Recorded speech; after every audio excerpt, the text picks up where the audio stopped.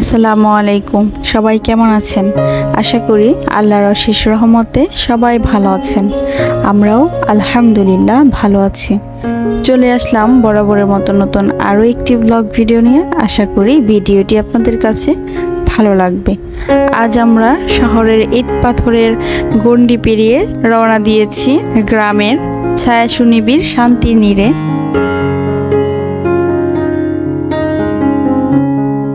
প্রায় প্রতিটি কর্মব্যস্ত মানুষ সারা বছর ওইভাবে নিজের জন্য সময় বের করতে না পারলেও অন্তত ঈদের সময় তাদের এই সুযোগটা মিলে। তো আমাদেরও আলহামদুলিল্লাহ ঈদের ছুটিতে সেই বেড়ানোর সৌভাগ্যটা হয়েছে।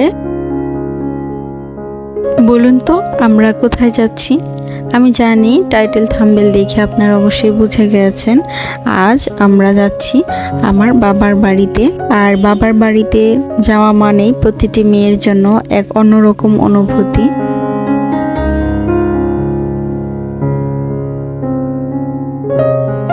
এদিকে আমরা চলে এসেছি মিষ্টির দোকানে। জামাই শ্বশুর বাড়ি যাচ্ছে আর মিষ্টি নেবে না তা কি করে হয়। আমরা এসেছি আল নাসির সুইটসে। আর এখানকার মিষ্টি অনেক বেশি জনপ্রিয়। যদিও আমাদের গ্রামের মতো মজাদার মিষ্টি ঢাকাতে পাওয়া যাবে না। তো গ্রামে একদম ফ্রেশ খাঁটি গায়ের দুধ দিয়ে যে মিষ্টিগুলো বানানো হয় সেগুলোর টেস্ট তো আর ঢাকার সাথে কম্পেয়ার করা যাবে না। তো তবুও ঢাকার মধ্যে প্রচলিত যে কয়েকটা নামকরা দোকান থাকে তার মধ্যে আল নাসির সুইটস একটা অন্যতম। পুরান ঢাকার এরিয়ার মধ্যে যারা আমার ভিডিও দেখেন তারা তো জানেন এখানে অনেক রং বেরঙের মিষ্টি পাওয়া যায়, দেখতে খুব ভালো লাগে। জানি না আসলে এগুলো কতটা স্বাস্থ্যকর। তো আমরা আমাদের পছন্দ মতো নিয়ে নিয়েছি কয়েক রকমের মিষ্টি আর সাথে মালাই চপও নিয়েছি। তো এবার আমাদের গাড়ি রিজার্ভ করতে হবে।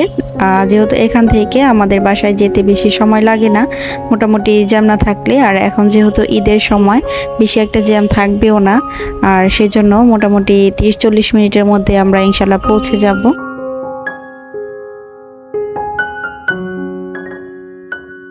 এখন আমরা আছি বাবুবাজার ব্রিজের উপরে। আর আপনারা একটু লক্ষ্য করলেই বুঝতে পারবেন ব্রিজ কতটা ফাঁকা আছে। নর্মালি এই ব্রিজে এত বেশি জ্যাম থাকে যে বলার বাইরে। দেখা যায় এক এক সময় 2-3 ঘন্টাও লেগে যায় এই জ্যাম পাড়ি দিতে। তো আলহামদুলিল্লাহ এখন ঈদের সময় ওরকম জ্যাম নেই, আমরা খুব শর্টকাটে ব্রিজ পার করে এসে পড়েছি।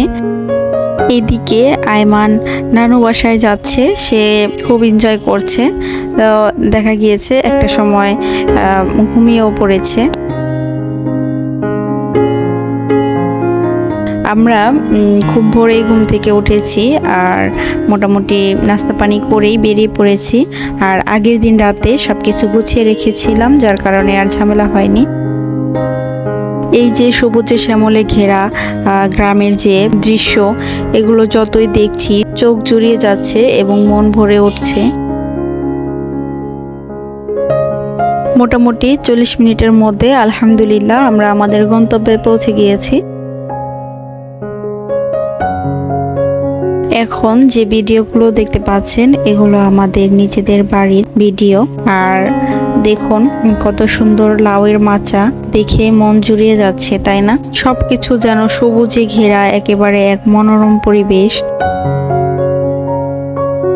খুব ভালো লাগে। আর চতুর্দিকে সবুজের সমারোহ থাকার কারণে গরমও খুব কম লাগে। স্নিগ্ধ একটা বাতাস সবসময় বহমান থাকে।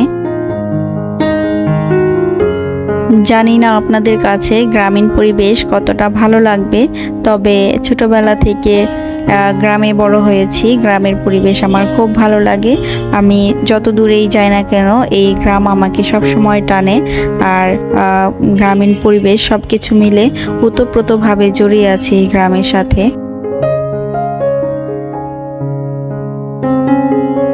দুপুরের খাবারের আয়োজন চলছে। তো আমরা যে সময়টা বাসায় এসে পৌঁছেছি, তো মোটামুটি দুপুরের খাবারের সময় হয়ে গিয়েছে।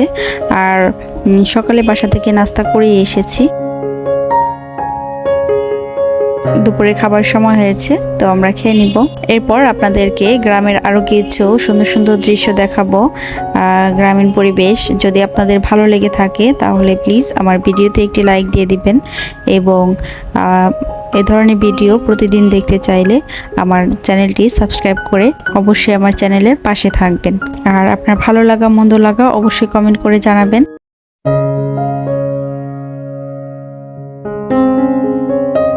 কাজটি যদি অলরেডি কেউ করে থেকে থাকেন তাহলে আপনাকে অসংখ্য ধন্যবাদ। এই তো সবার খাওয়া দাওয়া চলছে, আমিও খেয়ে নিচ্ছি। এরপর আপনাদের সাথে গ্রামের আরো কিছু সুন্দর সুন্দর দৃশ্য শেয়ার করব। ভালো লাগলে অবশ্যই কমেন্ট করে জানাবেন।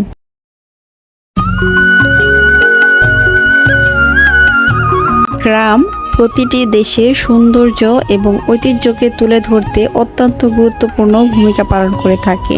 আমাদের দেশেও অনেক মানুষ গ্রামে বাস করে এবং গ্রামের প্রকৃতিকে উপভোগ করে। আর আমার জন্ম হয়েছে গ্রামে, ছোটবেলা থেকে বড় হওয়া পর্যন্ত সবগুলো সময় কেটেছে গ্রামেই।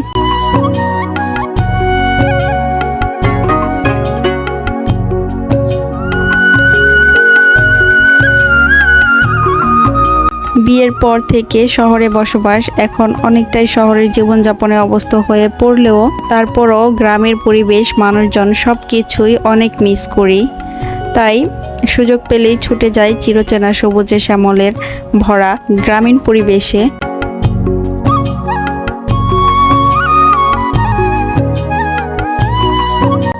গ্রাম অঞ্চলের চারিদিকে সবসময় সবুজে ভরা থাকে, চারিদিকে গাছপালা, পাখির কিচিরমিচির শব্দ।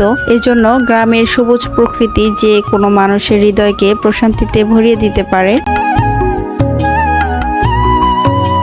আমি জানি আমার মতো যারা গ্রামকে খুব ভালোবাসেন তাদের কাছে এই ভিডিওটি খুব ভালো লাগবে, আর তাদের জন্যই মূলত এই ভিডিওটা করা। আমাদের দেশের অনেক মানুষ বিদেশে পাড়ি জমিয়েছেন, তারা যে গ্রামকে কত বেশি মিস করেন বা দেশের এই প্রাকৃতিক সৌন্দর্যকে কত বেশি মিস করেন। তো তাদের মধ্যে থেকে যদি কেউ এই ভিডিওটি দেখে থাকেন তাহলে অবশ্যই আমাকে কমেন্ট করে জানাবেন। আর এ ধরনের ভিডিও যদি কারোর কাছে ভালো লেগে থাকে তো আমি মাঝে মাঝে গ্রামে আসলে আপনাদের সাথে শেয়ার করব। এই ভিডিওটা মূলত গত কয়েক মাস আগের, আর সরিষার সিজন না, বেশ গত কয়েক মাস আগে এই সিজনটা ছিল, তো তখনকার ভিডিওটাই আর আপলোড করা হয়নি। ভাবলাম গ্রামে যেহেতু এসেছি এখনই আপলোড করে দেই, আশা করছি আপনাদের কাছে ভালো লাগবে। গ্রামীণ পরিবেশে আমাদের এবারের ঈদ অনেকটাই সার্থক। তো আপনাদের ঈদ কে কোথায় কেমন ভাবে কাটালেন অবশ্যই আমাকে কমেন্ট করে জানাবেন। এদিকে রান্না বান্নার প্রস্তুতি চলছে, দুপুরে রান্না হবে, এটা পরের দিনের সকালের দিকের ভিডিও। তো গরুর মাংস, তারপর বড় বড় ইলিশ মাছ, এগুলো শাশুড়ি তার মেয়ের জামাইকে খাওয়াবে জন্য রেখে দিয়েছিল, কারণ ইলিশের সিজন তো সব সময় থাকে না। তো বড় বড় ইলিশ যে সময়টা ওঠে সে সময় আম্মু কিনে ফ্রিজে রেখে দিয়েছিল, এবং মোটামুটি দুপুরে রান্নার প্রস্তুতি চলছে। এই তো এখান থেকে একটু ভিডিও আপনাদের সাথে শেয়ার করলাম। আমার আজকের ভিডিও আপনাদের কাছে কেমন লেগেছে অবশ্যই কমেন্ট করে জানাবেন। আজ এই পর্যন্তই, ফিরে আসবো নতুন আরো কোনো ব্লগ ভিডিও নিয়ে। সে পর্যন্ত সবাই ভালো থাকবেন, সুস্থ থাকবেন। আল্লাহ হাফিজ, আসসালামু আলাইকুম।